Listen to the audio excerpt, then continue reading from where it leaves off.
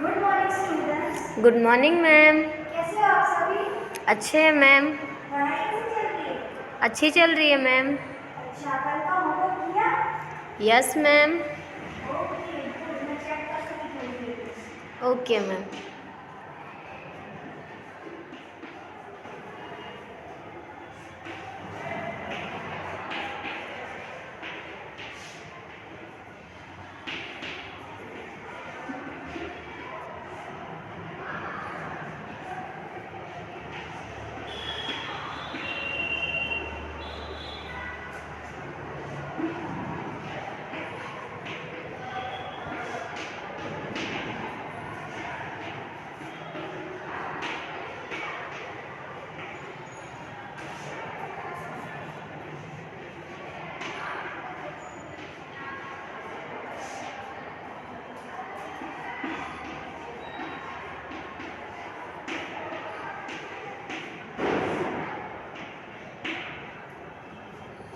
अच्छा, तो बताइए कल हमने क्या पढ़ा था?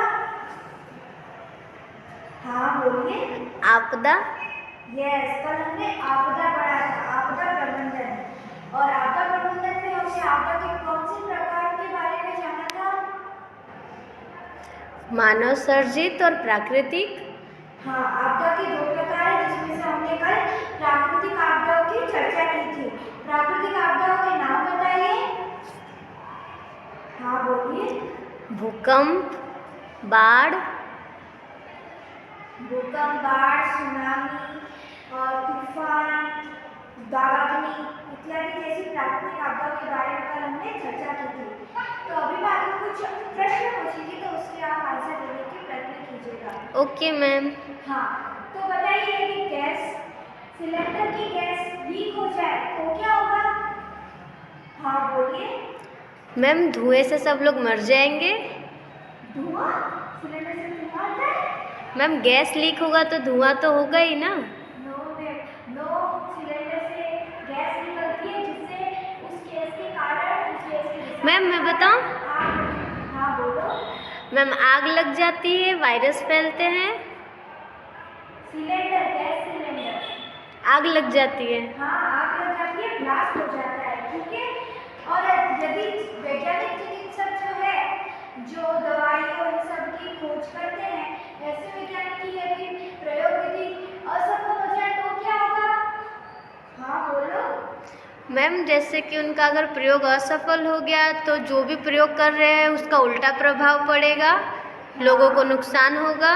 हाँ, वातावरण को नुकसान होगा और वायरस या बैक्टीरिया ऐसे विषाणु रोग फैलने की संभावना उत्पन्न होगी। अच्छा, तो बताइए यदि हमारे देश संप्रदाय और जात पात इनको लेकर मतभेद होगा लोगों के बीच तो क्या होगा? हाँ बोलो। दंगे फसाद। हाँ, दंगे फसाद, कर्फ्यू लगेगा, ऐसी संभावना उत्पन्न होगी। और यदि दो देशों के बीच मतभेद हुआ तो क्या होगा? बोलो। लड़ाई होगी मैम। लड़ाई, युद्ध की संभावना होगी। अच्छा, तो बताइए अभी कि ये सभी हमारी कैसी आपदाएं, कैसी दुर्घटनाएं हैं? मैम लोगों के द्वारा की जाने वाली।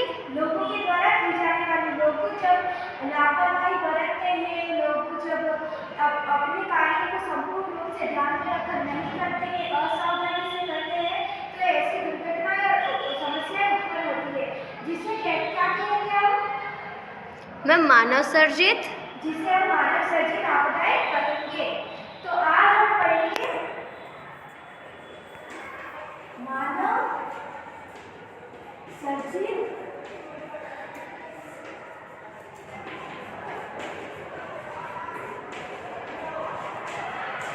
आपदाएं।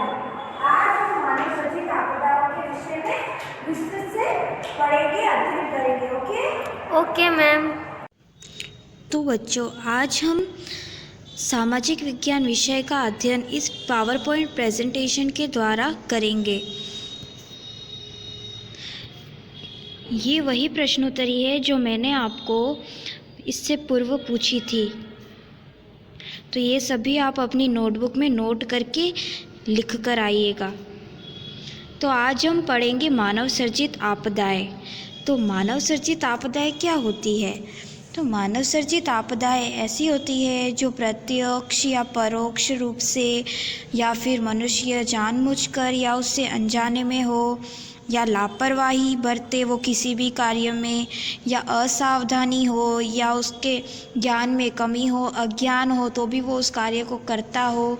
और मानव तंत्र की इन्हीं सभी निष्फलताओं के कारण जो दुर्घटनाएं होती है वह और जान माल की हानि होती है, जो जान माल को नुकसान होता है, उसी ऐसी दुर्घटनाएं, ऐसी आपत्तियों को ही मानव सर्जित आपदाएं या दुर्घटनाएं कहा जाता है।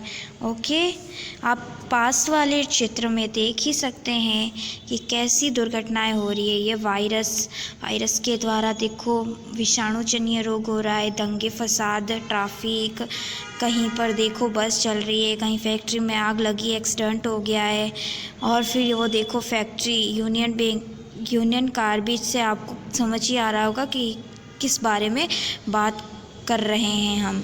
और जानलेवा रोग डेंगू, ऐसी सभी मानव सर्जित आपदाएं आज हम पढ़ेंगे, जिसमें हम सबसे पूर्व पढ़ेंगे औद्योगिक दुर्घटनाएं। तो औद्योगिक दुर्घटनाएं क्या होती है? तो औद्योगिक दुर्घटना मतलब उद्योग, जो भी हमारे उद्योग है, कारखाने हैं, मिलें हैं, ये सभी, इन सभी में जो भी हम कार्य करते हैं और इन्हीं कार्य प्रणाली के द्वारा या किसी के भी द्वारा यदि कोई दुर्घटना हो जाए, आप पास वाले चित्र में देख सकते हैं आग लगती है। खास करके इन सब में आग लगने की संभावना अधिक होती है।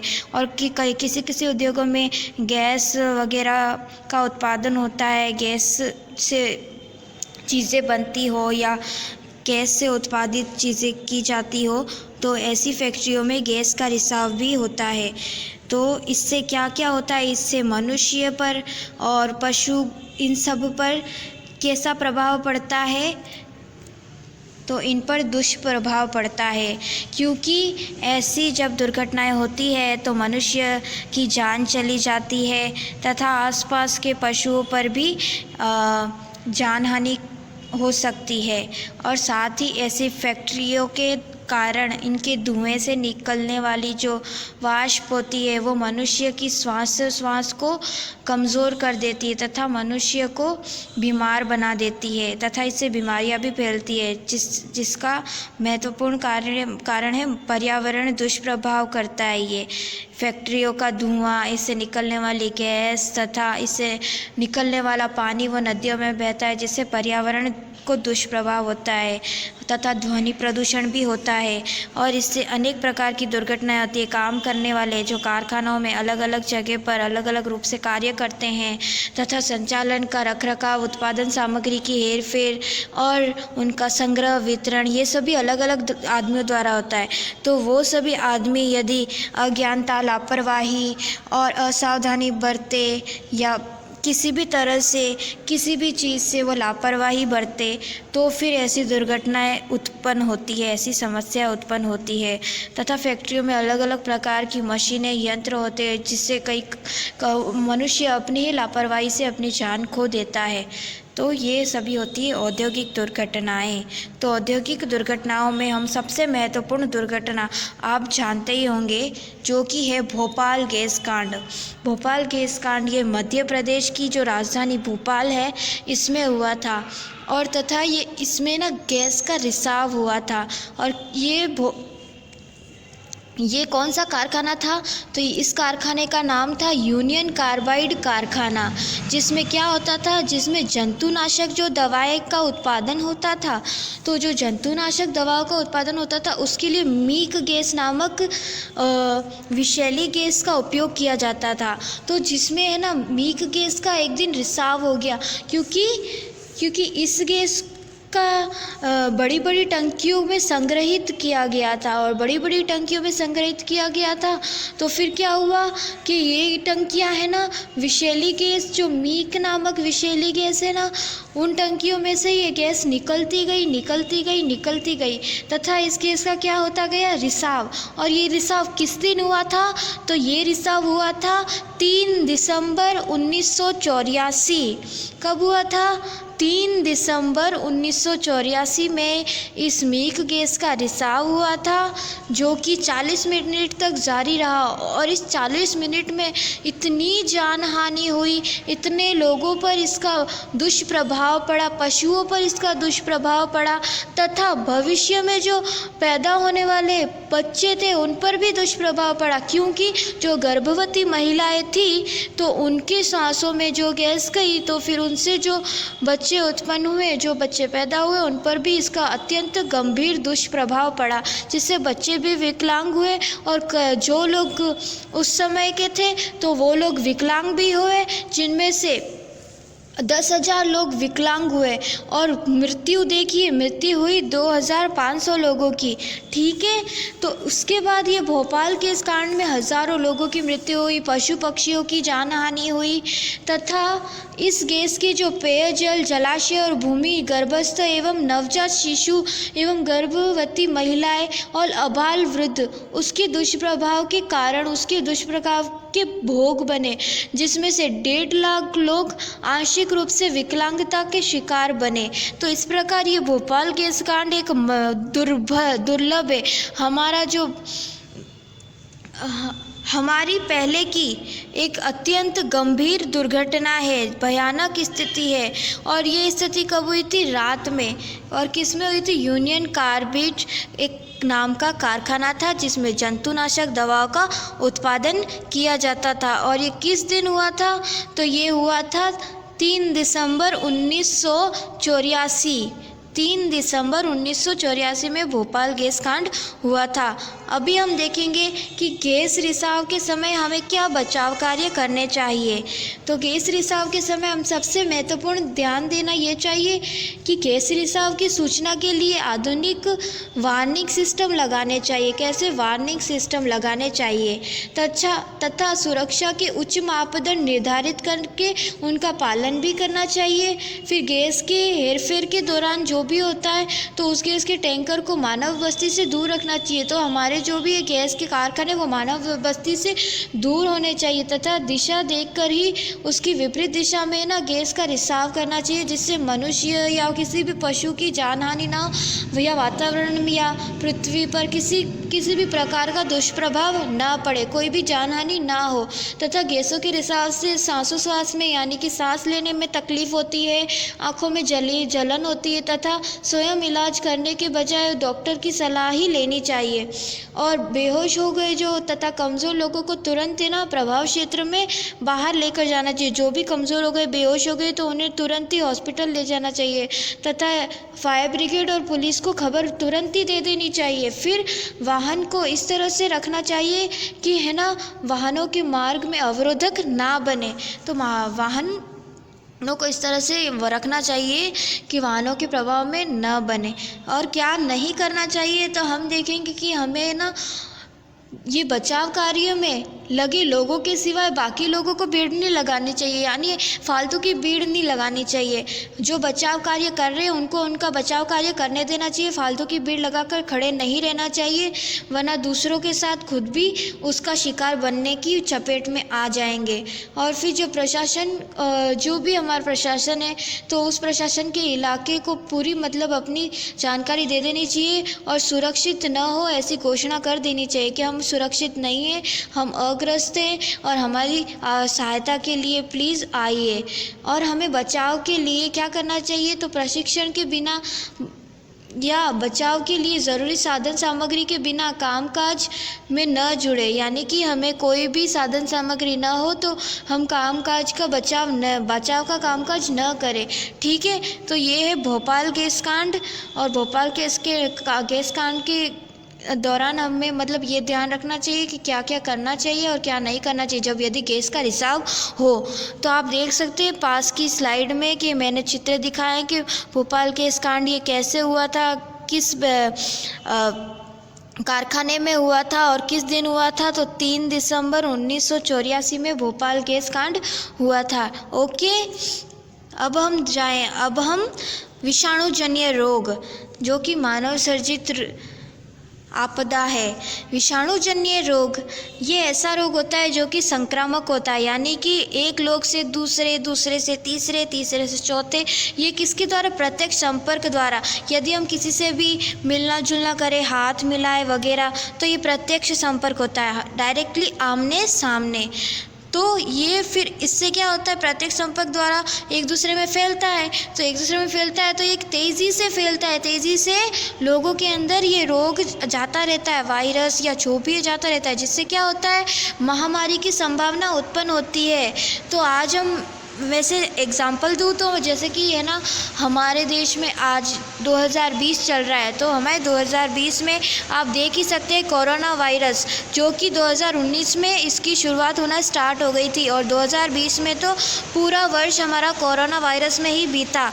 तो ये भी एक तरह का विषाणुजन्य रोग है जो जिसमें बहुत सारे लोगों की मृत्यु हुई, और यहाँ तक कि आप देख सकते हैं हमारा तंत्र में भी इसका कितना बुरा असर पड़ा है और कई लोग मृत्यु का भोग बने हैं, और इससे कितनी सारी हमें समस्याओं का सामना भी करना पड़ रहा है।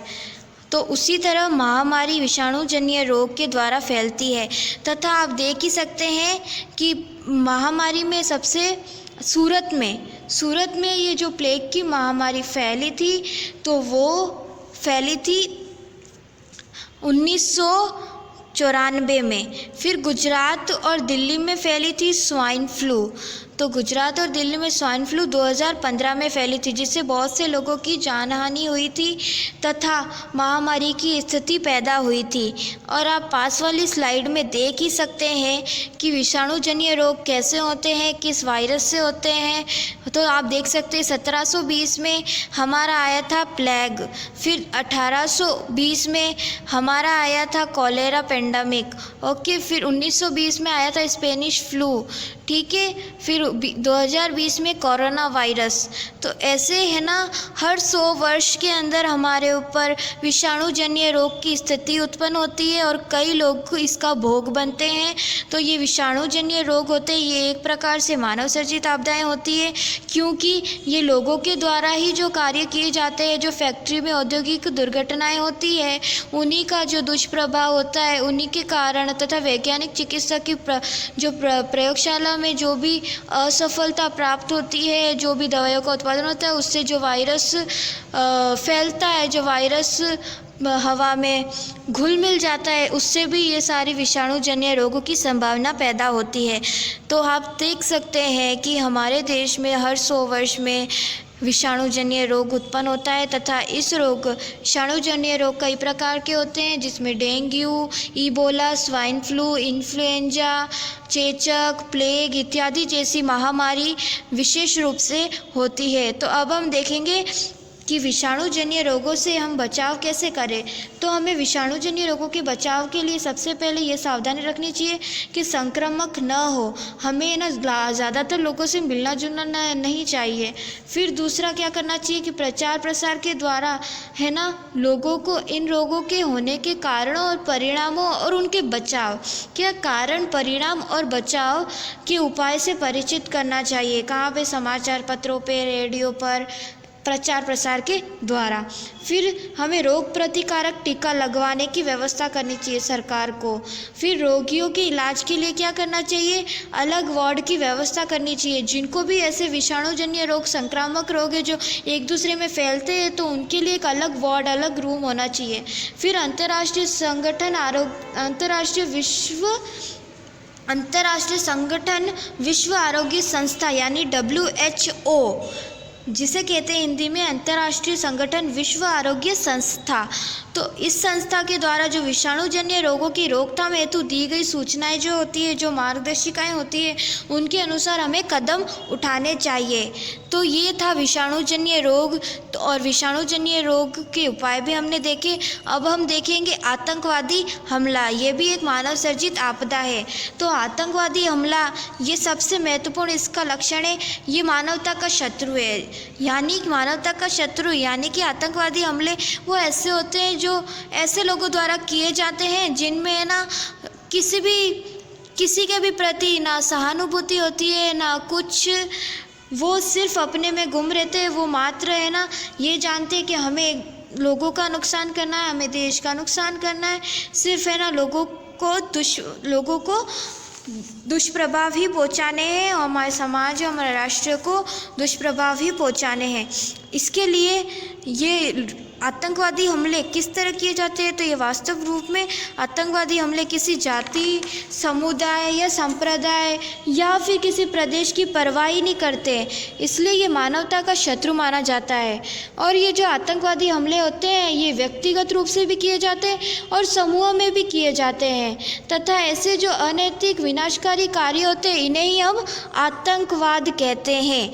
तो ठीक है, तो जो व्यक्ति या समूह द्वारा किए जाने वाले जो अनैतिक विनाशकारी कार्यों को ही आतंकवाद कहते हैं। ठीक है, आप पास वाली स्लाइड में देख ही सकते हैं कि 26/11 यानी कि 26 नवंबर को जो हमारा आतंकवादी हमला हुआ था, तो उसमें ये किस प्रकार के से हुआ था वो सब आप इस पास वाली स्लाइड के चित्र में देख सकते हैं कि कितने लोगों की जान हानि हुई थी, बम विस्फोट हुआ था और सबसे महत्वपूर्ण ताज होटल में ये बम विस्फोट हुआ था।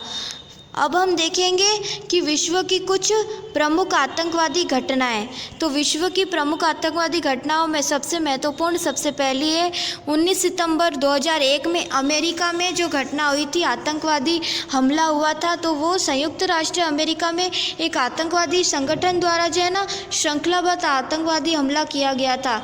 तो उस दिन सवेरे को 19 आतंकवादियों ने मतलब जो 4 जेट यात्री विमान है ना उनको अपहृत किया गया था, मतलब कि उनको अपहरण कर लिया था। किसका?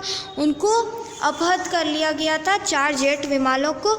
किन्होंने? 19 आतंकवादियों ने। फिर उनमें से 2 विमान न्यूयॉर्क शहर के टावरों के साथ टकराए और 2 विमानों की टक्कर में सवार में जो मुसाफिर थे वो सैकड़ों लोग भी मर गए और इससे कई लोगों की जान हानि हुई तथा इस दुर्घटना में लगभग 3000 से भी ज़्यादा नागरिक मर गए और 6000 से भी अधिक नागरिक घायल हो गए। फिर 13 दिसंबर 2001 को भारतीय संसद में जो हमला हुआ था, भारतीय संसद में हमला हुआ। तो भारतीय संसद में हमला 5 आतंकवादियों ने किया था, जिसमें 45 मिनट तक अंधाधुंध गोली चलाकर आतंकवादियों ने संसद की स्थिति को डगमगा दिया तथा लोकतंत्र के पवित्र मंदिर, हमारा जो संसद भारतीय संसद है, ये लोकतंत्र का पवित्र मंदिर के समान संसद को भ्रष्ट करने के मतलब जो शत्रु थे उसको प्रयास किया। किसने? सुरक्षा दल के जवानों ने कई प्रकार के प्रयास किए जो कि निष्फल रहे। इस हमले में जो आतंकवादी का मुकाबला करते हुए कई सुरक्षाकर्मी शहीद हुए जो कि 8 थे और कई जवान शहीद हुए जो कि 16 थे। तो इसमें 8 सुरक्षाकर्मी शहीद हुए और 16 जवान घायल हुए। फिर 26 नवंबर 2001 में ताज होटल पर हमला किया गया तथा ताज होटल के पास कई प्रकार और कई प्रसिद्ध होटलों पर भी हमला किया गया तथा इसके अंतराल में श्रेणीबद्ध बम विस्फोट किए गए और गोलीबारी की गई, जिसमें कि 137 लोग घायल हुए। कितने लोग? 137 लोग इसमें घायल हुए। और इसमें क्या बम विस्फोट किया गया, जिसमें आप देख सकते हैं ताज होटल में बम विस्फोट किया गया है जिसमें कई लोग घायल हुए और गोलीबारी भी की गई जिसमें 137 लोग घायल हुए तथा 200 कमांडो और 50 कमांडो की टुकड़ियां पहुंचाई गई। कब? जब ताज होटल पर हमला हुआ था और ये 2 दिन तक संघर्ष चलता रहा। और अंत में देखेंगे 16 दिसंबर 2014 पाकिस्तान में कहाँ हमला हुआ था? तो आर्मी स्कूल, पाकिस्तान में जो आर्मी स्कूल थी उसमें आतंकवादियों ने हमला किया था जिसमें 132 निर्दोष बालक, कितनी दयनीय घटना है ये, जिसमें 132 निर्दोष बालकों के सहित 141 लोगों की मौत हुई थी। तो जो आतंकवादी हमले होते हैं, ये अनैतिक कार्य होते हैं जो व्यक्ति या व्यक्ति के समूह द्वारा होते हैं और उन्हें किसी भी इंसान की, किसी भी संप्रदाय की कोई परवाह नहीं होती है। वे मात्र अपने खुद के लिए इस प्रकार के हमले करते हैं। तो इन हमलों, आतंकवादी हमलों में क्या करना चाहिए, तो इसके बारे में अभी हम देखेंगे। तो आतंकवादी हमलों में सबसे महत्वपूर्ण कि कोई किसी भी जो संदेहजनक गतिविधि होती है उसकी जानकारी पुलिस को दे देनी चाहिए। और जो भी सार्वजनिक स्थल होते हैं जैसे कि हमारे शॉपिंग मॉल, सिनेमा घर, बाग बगीचे वगैरह जैसे धार्मिक स्थल भी, और उनकी भी मतलब पड़ी जो भी कोई वस्तु होती है तो उसको कोई हाथ नहीं लगाना चाहिए और उसकी जानकारी जल्दी से तैनात सुरक्षाकर्मी को दे देनी चाहिए। और साथ ही फिर सुरक्षा के लिए जो भी है ना की जा रही अंग तलाशी है तो उसमें पुलिस का सहयोग देना चाहिए। हमें फालतू के सवाल ना पूछकर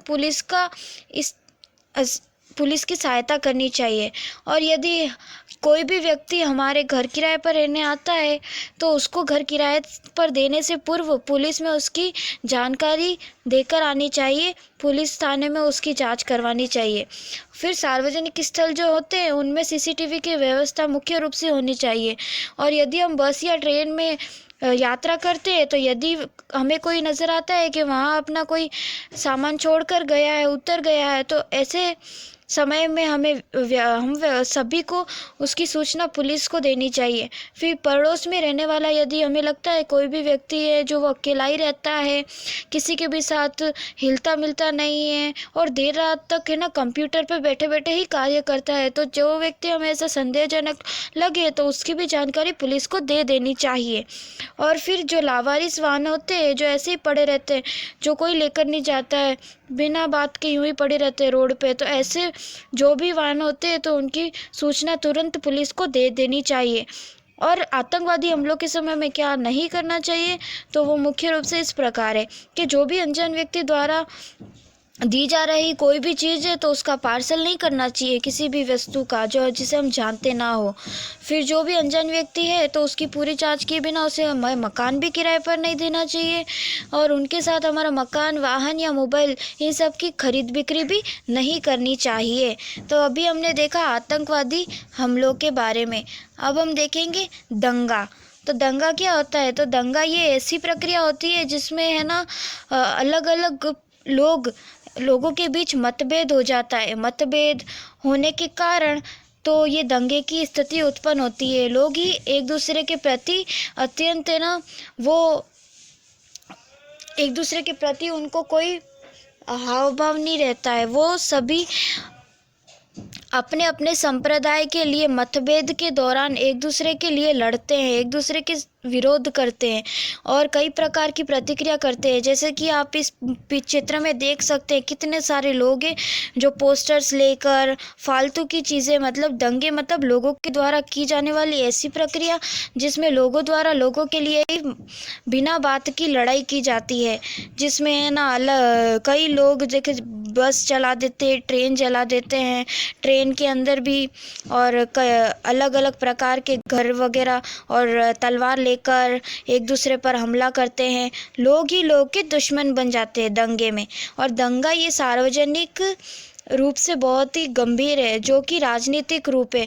दंगा ये राजनीतिक रूप धारण करने वाला विद्रोह है जिसमें है ना सांप्रदायिक संघर्ष होते हैं तथा उसमें देश में सामाजिक सद्भाव और संवादिता में खतरा उत्पन्न होता है तथा दंगे ये हमारे देश की जो एकता और अखंडता है उसमें चुनौती उत्पन्न करते हैं और दंगों के खिलाफ सख्त कार्यवाही करके इसे दबाना अनिवार्य है, क्योंकि दंगा ये हमारे देश के लिए गंभीर समस्या है। जो लोग ही हमारा देश आप सभी जानते हैं विविधता में एकता रखने वाला देश है, और यदि ऐसे ही देश में लोग ही लोगों के प्रति यदि एकता ना रखेंगे तो क्या होगा, फिर तो दंगे, और ये दंगे होंगे तो फिर जान मान की हानि होगी और फिर अनेक प्रकार की गंभीर समस्याएं उत्पन्न होगी।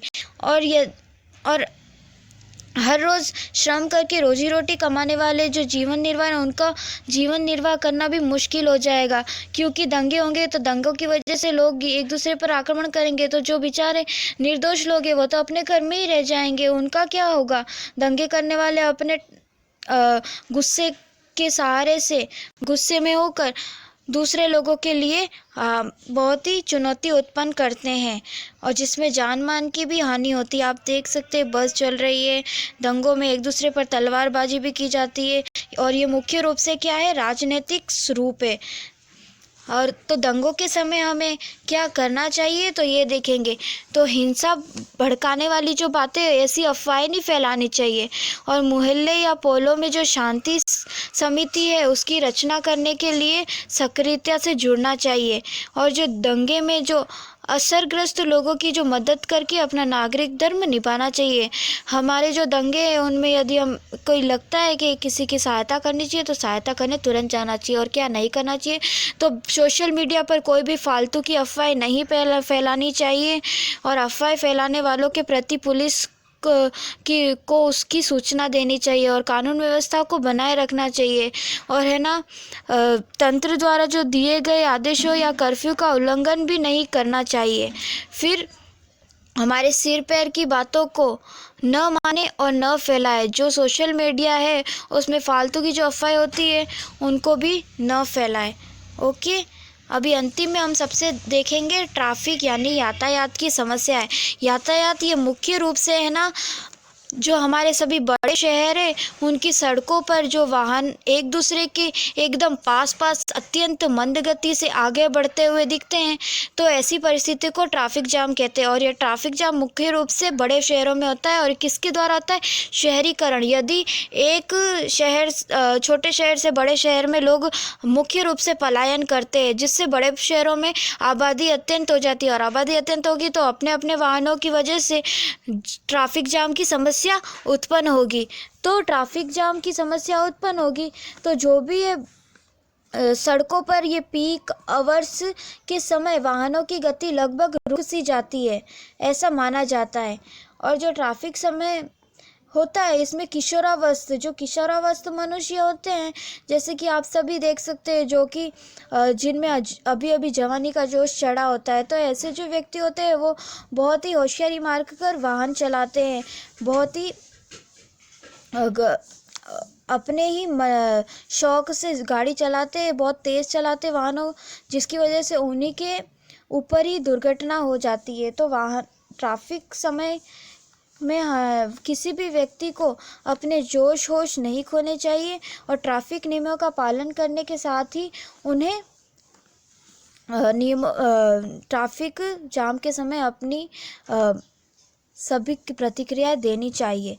साथ ही ट्रैफिक जाम होने के कारण वाहनों से निकलने वाला धुआं जो होता है वो भारी मात्रा में होता है, जिससे मलिन द्रव्य वायु प्रदूषण के साथ ध्वनि प्रदूषण भी होता है, और इसके ही परिणाम से उस क्षेत्र के जो लोग हैं उनका स्वास्थ्य भी खराब हो जाता है, और वनस्पतियों का वृद्धि विकास भी खतरे में पड़ जाता है। तो समग्र विश्व में जो बढ़ता जा रहा जो शहरीकरण है उसी से ये ट्रैफिक जाम होता है, ट्रैफिक जाम की समस्या उत्पन्न होती है, और जो वाहनों की लंबी लंबी कतारें बन जाती है। ट्रैफिक जाम वाहनों की लंबी लंबी कतारें, आप देख सकते हैं पास वाले क्षेत्र में कि है ना किस तरह से जो ट्रैफिक जाम हुआ है, कितनी गाड़ियाँ हो रही खड़ी है, और आप देख ही सकते हैं कि कैसे ट्रैफिक जाम के समय यदि कोई ध्यान न दे तो एक दूसरे गाड़ी भी टकरा जाती है, जैसे कार ये ट्रक से टकरा चुकी है।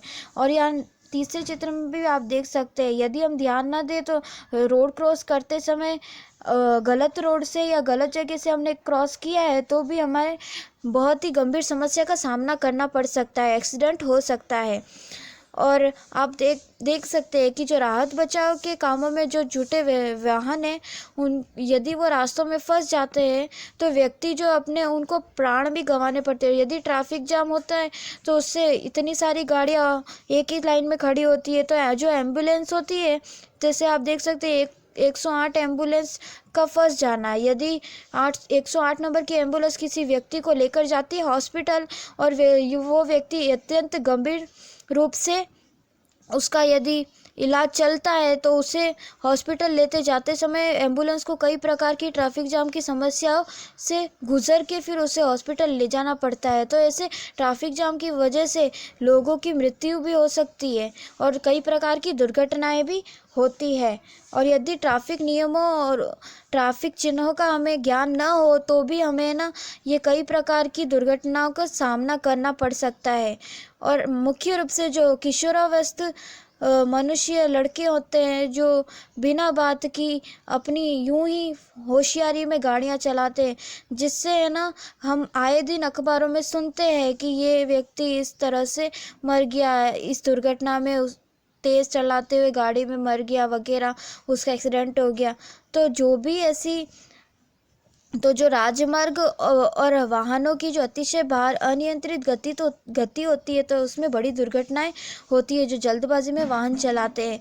और अत्यधिक जो यातायात के समय और ईंधन की बड़ी मात्रा में दुर्व्यवहार होता है। तो हमें इसके लिए क्या करना चाहिए और क्या नहीं करना चाहिए, अब वो देखेंगे। तो क्या करना चाहिए, तो हमें सबसे महत्वपूर्ण जो बड़े शहर होते हैं उसमें सुविधाजनक सार्वजनिक परिवहन की सेवा महत्वपूर्ण होनी चाहिए। और जो पैदल यात्री होते हैं और जो साइकिल पे सवार होते हैं तो उनके लिए अलग से मार्ग यानी कि ट्रैक की व्यवस्था होनी चाहिए। वाहनों को धीमी गति से चलाना चाहिए। यदि जब ट्रैफिक जाम हो तो प्राणियों से खींचे जाने वाले जो वाहन हैं उनकी पीक आवर्स के दरमियान जो चलाने वाले पर प्रतिबंध लगाने चाहिए। और नियमों की जानकारी शिक्षा के द्वारा देनी चाहिए, सार्वजनिक विज्ञापनों के द्वारा देनी चाहिए, जन जागृति के द्वारा देनी चाहिए और मोबाइल सोशल मीडिया पर वाहनों के नियमों के प्रति जानकारी देते रहनी चाहिए। और एक ही स्थान पर यदि कोई व्यक्ति नौकरी करते हैं तो उनके लिए एक अलग से बस व्यवस्था या कोई भी व्यवस्था ऐसी वाहन की व्यवस्था होनी चाहिए। और जो सड़क होती है उस पर खुदाई का कामकाज के होता है तो उसको भी शीघ्र ही बंद करने की व्यवस्था होनी चाहिए। सड़क के काम को जल्दी निपटा देना चाहिए। और जो रैली, बारात या शोभ यात्राएं होती हैं तो ऐसे भी पीक आवर्स के बदले कम वाहन व्यवहार के समय निकालने की प्रथा शुरू करनी चाहिए। और ट्रैफिक जाम के समय जो बहुत सारे वाहन होते हैं तो उनको एक ही लाइन में निर्धारित करना चाहिए। और साथ ही नशा करके वाहन नहीं चलाना चाहिए, लाइसेंस बिना भी वाहन नहीं चलाना चाहिए। ये सभी होना ज़रूरी होता है कि नशा करके वाहन चलाने वाले, लाइसेंस के बिना वाहन चलाने वाले, तो ऐसे जो भी नियम का उल्लंघन करने वालों के प्रति सख्त सज़ा भी देनी चाहिए, उन्हें सख्त सज़ा देनी चाहिए। और ख़ास करके जो द्रुत मार्ग, ओवरब्रिज और फ्लायर ओवर, रिंग रोड और बाईपास मार्ग की सुविधाओं का भी विकास करना चाहिए। और क्या नहीं करना चाहिए तो वो देखेंगे। तो हमें सीट बेल्ट लगाए बिना वाहन नहीं चलाना चाहिए। यदि हम कार चलाते हैं तो सीट बेल्ट अवश्य लगानी चाहिए और उसके बिना हमें वाहन नहीं चलाना चाहिए। ट्रैफिक नियमों का उल्लंघन भी नहीं करना चाहिए। हमें पुराने वाहनों का उपयोग भी हमें करना बंद कर देना चाहिए। हमें नया वाहन खरीद लेना चाहिए यदि पुराना वाहन अत्यंत पुराना वाहन हो चुका हो तो। और जो माल सामान की हेरफेर है वो रात्रि में करनी चाहिए या सुबह में करनी चाहिए, क्योंकि जो बड़े बड़े ट्रकों में माल सामान की हेरफेर होती है, जिससे माल सामान की हेरफेर होती है तो उससे दुर्घटनाएं भी हो सकती है। इसलिए वो या तो रात्रि में या तो सुबह में होनी चाहिए। और जो भी वाहनों की निर्धारित क्षमता और मर्यादा से अधिक सामान प्रवासियों को स्थलांतर नहीं करना चाहिए। और जो वाहन चालकों के लिए सड़क पर लिखी गई जो सूचनाएं है, जैसे कि बोर्ड, संज्ञाएं और या संकेत जो है उन्हें न बिगाड़े, न मिटाना चाहिए। और जो भी वाहनों की डिज़ाइन है उनमें परिवर्तन भी नहीं करना चाहिए। और वाहन चलाते समय मोबाइल का उपयोग नहीं करना चाहिए। और बिना सीट बेल्ट पहने वाहन तो बिल्कुल नहीं चलाना चाहिए। रेल की पटरी या सड़क पार करते समय हमें ईयरफोन या मोबाइल का उपयोग भी नहीं करना चाहिए, क्योंकि ऐसा करेंगे तो हमें वाहन की आवाज़ नहीं सुनाई देगी और दुर्घटना की संभावना उत्पन्न होगी। तो हमें इन सभी बातों का मुख्य रूप से ध्यान देना चाहिए। और ख़ास करके जो किशोरावस्था आयु के जो बच्चे होते हैं तो उनको महत्वपूर्ण रूप से कानून प्रतिबंध चलाने चाहिए, क्योंकि जो किशोरावस्थी व्यक्ति होते हैं उनको बिना हेलमेट के और बिना नशा किए और लाइसेंस बिना तो वो गाड़ी ना चलाए। तो ऐसी मुख्य बातों का ध्यान देना चाहिए, तो ऐसे किशोरावस्थी के को कंट्रोल में रखा जा सकता है और कोई दुर्घटना उत्पन्न नहीं होगी। तो इस प्रकार हमने आपदाओं के विषय में चर्चा की। Good morning students. Good morning ma'am. कैसे हो आप सभी? अच्छे हैं मैम। पढ़ाई कैसी चल रही है? अच्छी चल रही है मैम। अच्छा, कल का होमवर्क किया? Yes ma'am. Okay, good. मैं चेक कर सकती हूँ। Okay ma'am.